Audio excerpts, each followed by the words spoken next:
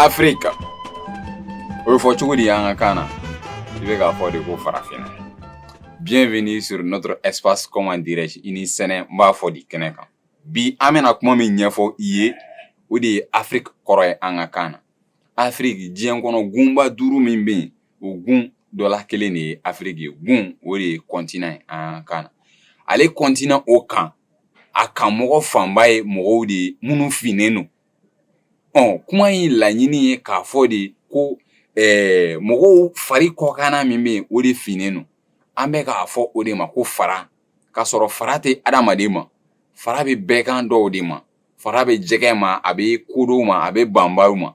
Nka min filɛ nin ye mɔgɔ ma n'a a finman ko don n'a bɛ ka fɔ o ma ko Afrique o ye golo de ko ye. Golo de bɛ mɔgɔ ma.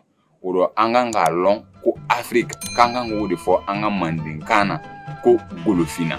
O don ni ɲɛfɔli in diyara I ye I b'an ka jɛjulu in partager ka aimer yaasa mɔgɔ wɛrɛw ka y'i sago dɔn. I ni ce.